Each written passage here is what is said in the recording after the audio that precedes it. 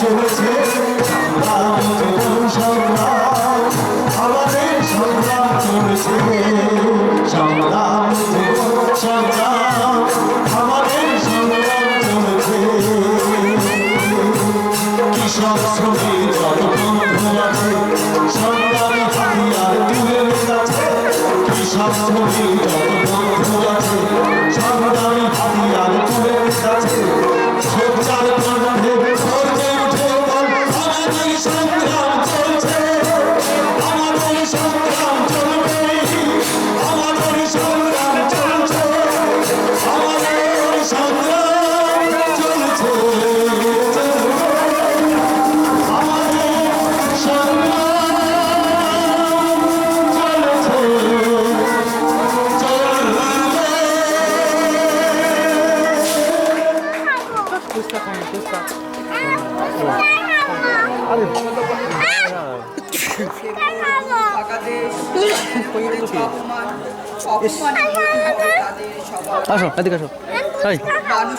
অধিকারে বঞ্চিত করেছো যারে সম্মুখে দাঁড়ায় রেখে তবু কোলে দাও না স্থান অপমানে হতে হবে তাদের সবার সমান মানুষের পরশের প্রতিদিন ঠেকায়া দূরে ঘৃণা করিয়াছ তুমি মানুষের প্রাণের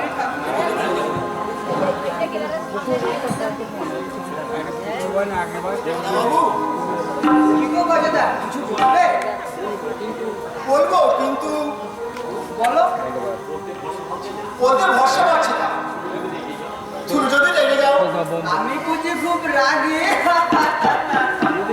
মোটেই নয় তাহলে তাহলে ভয় পাচ্ছ কেন বলো না মানে এই তুমি পড়ছো তো সামনে যেন কি পরীক্ষা স্কুল ফাইনাল টেস্ট পরীক্ষা তোমার কথা বলাতে আমার পরীক্ষা আটকাবে কি বলবে বল কি মুশকিল তুমি এত সংকোচ করছো কেন বলছিলাম সেদিন ছেলেদের থিয়েটারে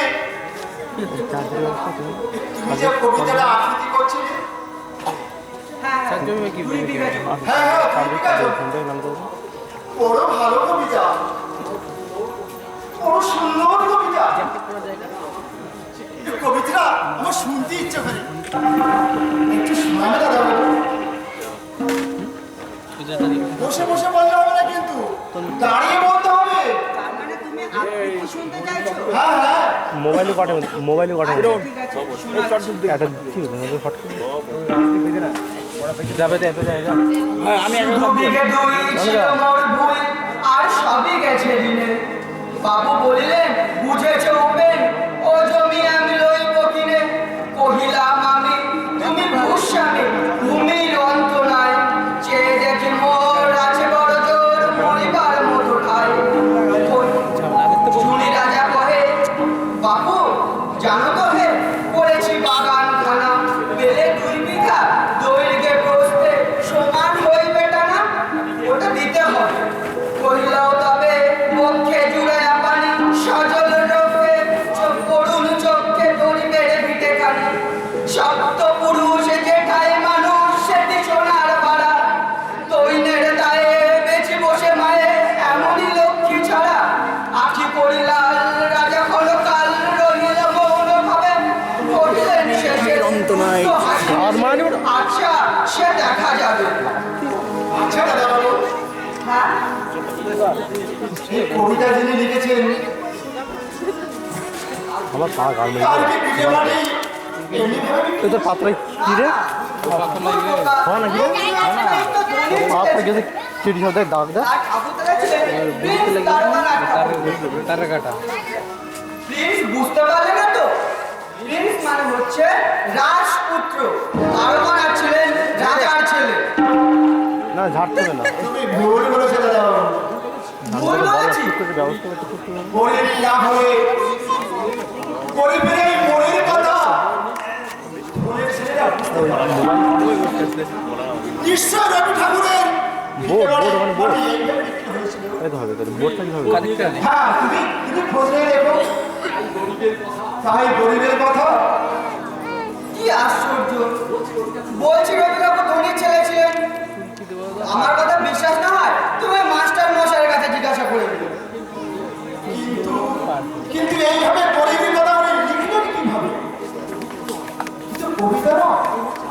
হচ্ছে আমাদের মতো গরিবের অন্তরের কথা, গরিবের মুখের ব্যথা।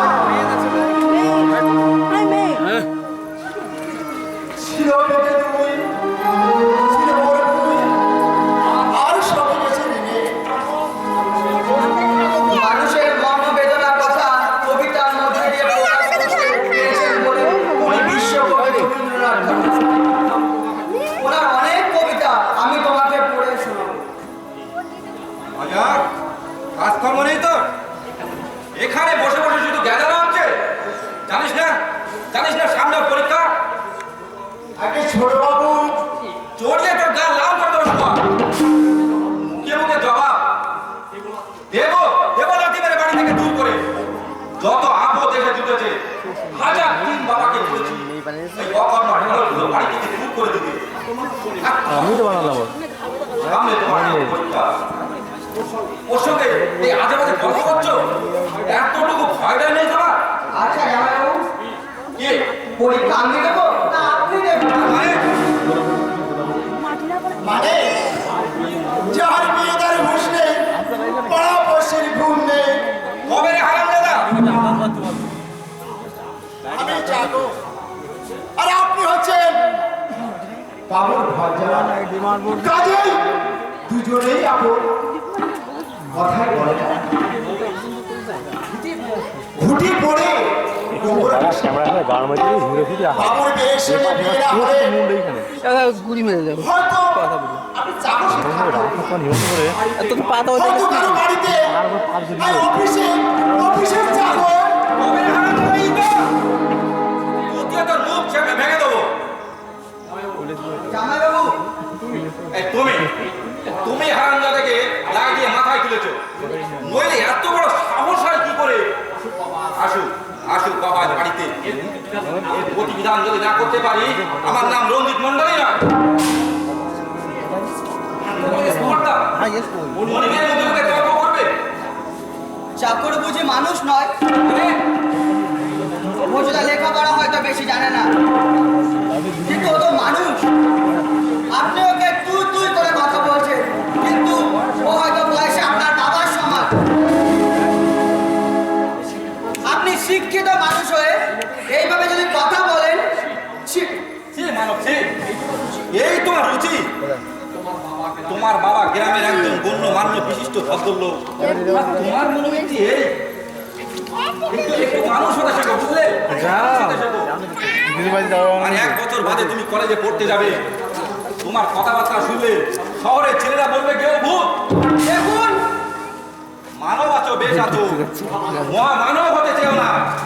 লোকে উপহাস করে বলবে দৈত্য গুণের পেল্লা। কথায় আছে না, সূর্যের চেয়ে বালির উত্তাপ বেশি। আমার জামাইবাবুরও হয়েছে সেই একই অবস্থা। বাবা যদি বলে গরিব মানুষ 10 কিলো চাল ধান দিয়ে দে রঞ্জিত, জামাইবাবু বলবে না বাবা, ওসব হবে না, আমরা কি দান সত্য বলে বসেছি। কথায় আছে না, রাজবাড়িতে বাজি বাটে আর মালির বাটে পুর। সবারই চলে গেছে। দুর্বাসা মানে? ও তুমি জামাইবাবুর কথা বলছো? জামাইবাবু। নামটা ভালোই দিয়েছো, দুর্বাসা। সারাক্ষণ তাকে খিচিয়েই আছে। দেহাত কলিকাল নালে বর্ষ করেই দিত। রামকৃষ্ণ পরমহংসদেবের নাম শুনেছিল? কেন শুনবো না? দক্ষিণেশ্বরের মন্দিরে আছে ওনার শিষ্য স্বামী বিবেকানন্দ, যিনি প্রথম বলেছিলেন, হে গরিব ভারতবাসী, হে দরিদ্র ভারতবাসী, আমার ভাই, আমার রক্ত।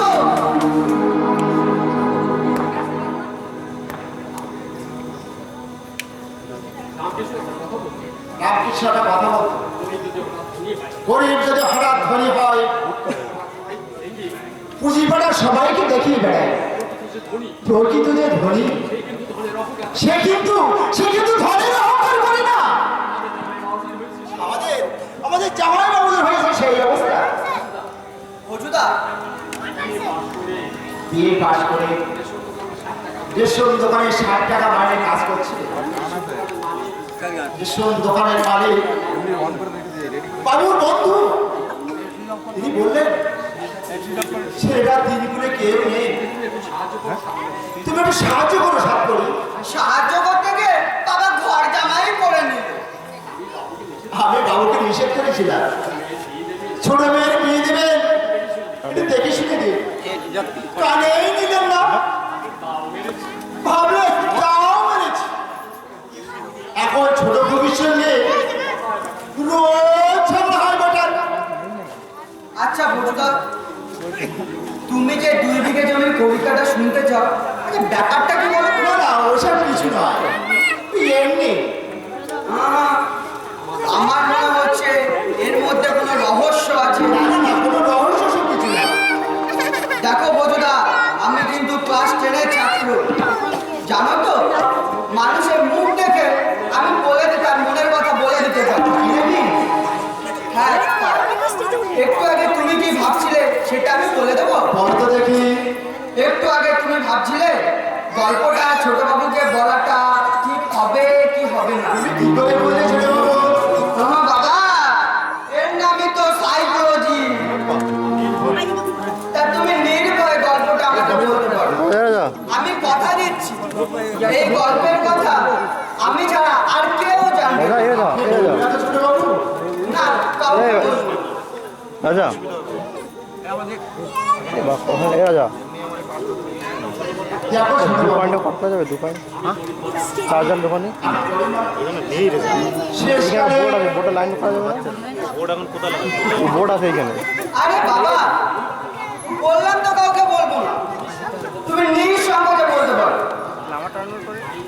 এখান থেকে মাইল 2 পশ্চিমে তোমাদের স্কুলের কাছে ছোট্ট করে করে খাওয়া ঠাকুরের মূর্তি করে একটা লোক, পরিতোষ ঘোষ। ওই পরিতোষ ঘোষের বাবা পরিতোষ ঘোষ ছিলেন এই অঞ্চলের নাম করা মানুষ। তোমার বাবা ছোটবেলায় ওই পরিতোষ ঘোষের বাড়ি চাকর ছিল। বুঝলা? দোহাই দোহাই ছোট বাবু, এদিকে দুই একটা ওসব কথা যেন বাবু যেন না জানে। আর ক্যামেরা না হয় নেই তোমার, তারপর কি হলো বলো? মাথা কেমন হচ্ছে? অর্থ হলে মানুষের যা হয়, দেশের মাঠে যেতেন, মদ খেতেন, আরো অনেক চরিত্র ছিল পরিতোষ ঘোষে। তোমার বাবা আর আমি পরিতোষ ঘোষের পরিচয়।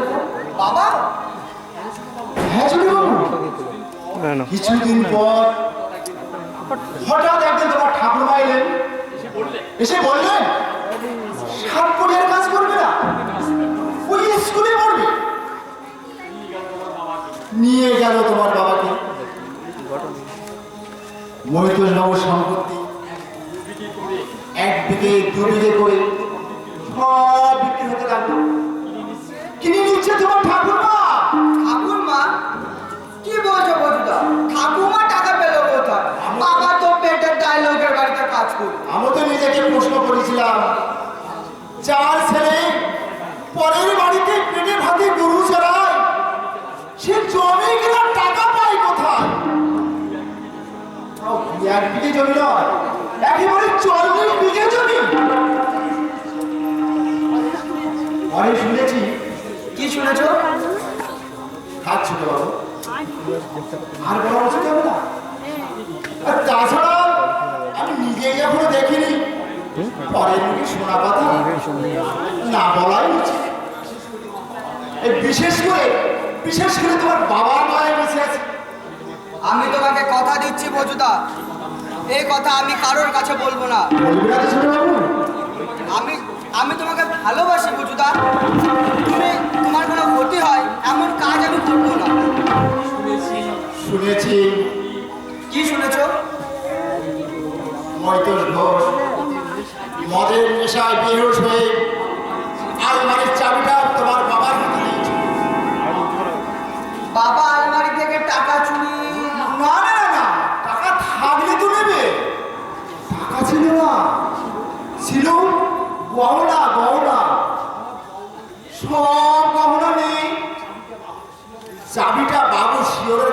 দেয় তোমার বাবা বাবুর স্ত্রী বাড়িতে ছিলেন না, বাপের বাড়ি গিয়েছিল। কোথায় যা বাড়িতে থাকবার মধ্যে 5 বছরের ছেলে পড়িত। পরিত যখন পুলিশে খবর দেয়নি, গোপন যখন ভাঙে এইভাবে উচ্ছেন্ন যায়। উনি বুঝতে পারেননি গহনা চুরি গেছে। আর তাছাড়া তোমার বাবার বয়স যখন 14 বছর, 14 বছরের ছেলে সে কি ডাকাতি করতে পারে? তারপর কি হলো? এই ঘটনার বছর আগের পরে মহিষবাবু মারা গেলেন। লোকে বলে নাকি তুমি মারা গেছে। ছিল এই ভিটেটা, এটাও তোমার বাবা নাম মাত্র বলে কিনে নিলেন। পরিতোষ 1 বছরের ছোট ভাইটাকে নিয়ে এখানে গল্প করছে, কাজকর্ম নেই বাড়িতে। যাচ্ছি। এই ছোটবাবু ডাকলেন, তাই দাঁড়িয়ে দুটো কথা বললাম। জানিয়ে আনো বাবু। চা ওর চা হয় নাকি বাড়িতে রে? হ্যাঁ, না মানে ওই সর্দি আর জামাইবাবু খান, আমিও মাঝে মাঝে এসব পাই আর কি। ইয়া তাহলে একটু আমি আর ভাত যাবো কেন? জি আর কি দেখছি যেমন করে? না কিছু না, টেস্ট পরীক্ষার কদিন বাকি আছে? 2 মাস। মন দিয়ে লেখাপড়া কর, মানুষ হতে হবে। মানুষ কাকে বলে বাবা? চোখ কান হাত পা থাকলেই সে কি মানুষ? সে লেখাপড়া শিখে উচ্চ ডিগ্রি অর্জন করলে কি মানুষ হওয়া যায় বাবা? নাকি মানুষের আরো কোনো সংজ্ঞা আছে? বাপের উপরে বিধে ফেলাছিস বেটা? আমি লেখাপড়া বেশি শিখতে পারিনি বলে লেখাপড়া শিখতে না পারলে কি হবে? মানুষকে কি করে কায়দা করতে হয় সেটা তুমি ভালোই রপ্ত করেছো। তার মানে কি বলতে চাস তুই? ওই নিশ্চয়ই মজাই তোকে সব শিখিয়েছে। বেটাকে আমি আজই বাড়ি থেকে দাঁড়াবো, হাত দিয়ে আমি কত করে যা বুঝছি। কেমন আছো পুরো? তুমি একটা দরকারি এলাম পুরো। এটি হচ্ছে আমার ভাই বিশ্বজিৎ, বিয়ে পাশ করে সম্প্রতি বাড়িতে এসেছে। তা বলছিলাম কি পুরো, ওর যদি একটা কাজের ব্যবস্থা করে যাও, হ্যাঁ বড্ড উপকার হয়। তোমাকে লেখাপড়ায় খুব ভালো। না না না না, আমার ভাই বলে বলছি না। কিন্তু আমার বাড়িতে কি কাজ করবে ও? ওই কাজ বলতে ধরো তোমার ওই হিসেব পত্র করা, খোকাকে একটু পড়াবে, এইসব কাজ আর কি।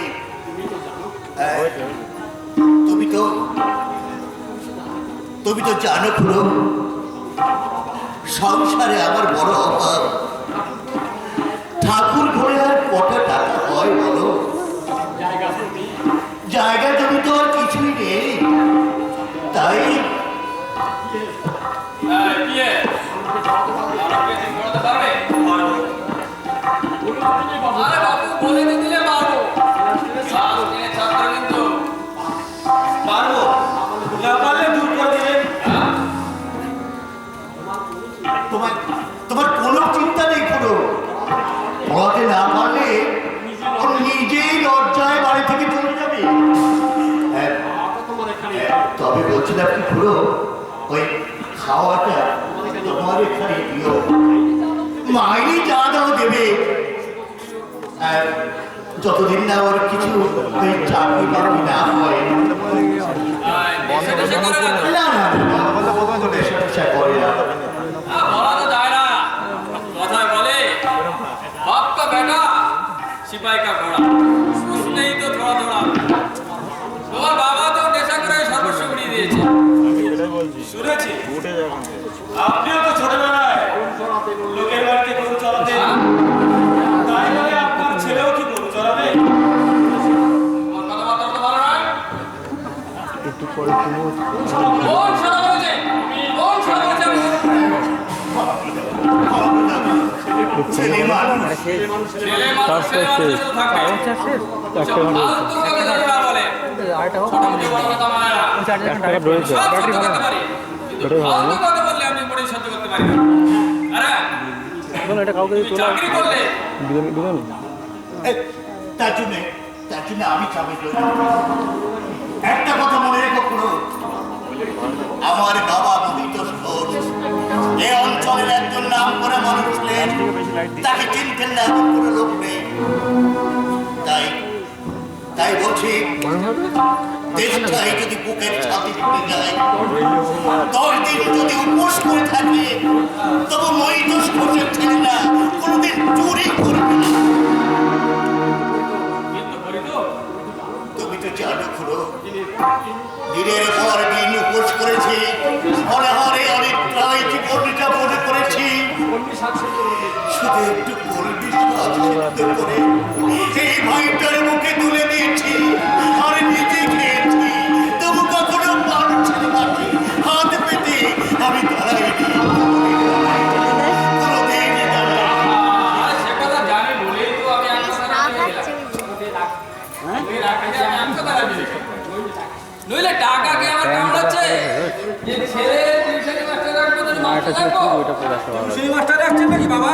হ্যাঁ, এই ছেলেটা আমাদের মারকে পড়াবে। কি দরকার ছিল? আমি ম্যাডামকে পড়াতে পারতাম না? আপনি পড়াবেন? নিশ্চয় ছোট্ট একটা প্রশ্ন করবে জামাইবাবু। করো। ভারতের প্রথম মহিলা ডাক্তার কে ছিলেন বলতে পারেন? এই দেখো, আমরা যখন পড়েছি পোশাক তখন ছিল না। পোশাক হচ্ছে জামাই টাকার প্রশ্ন। আপনি বলতে পারেন? কাদম্বিনী গালগুলি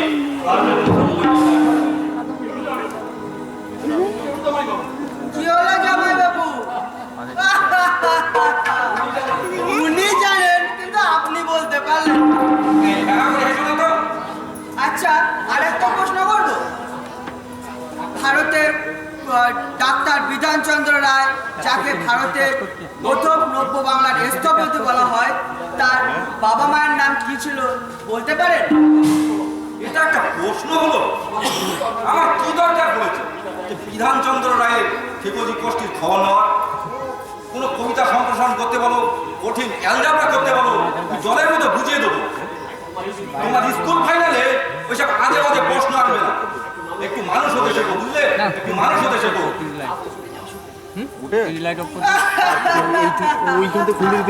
জামাইবাবু এখান থেকে চলে গিয়ে এখানকার সম্মান রক্ষা করলেন।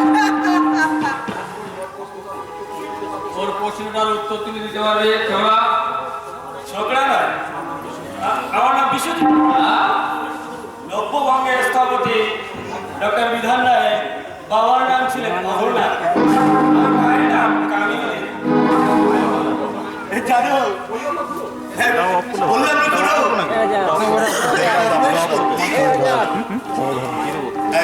তোমার এই জামাই মনে হয় টুকে বস করেছে। এসব জানবার কথা বলিনি। তার কাটবে না।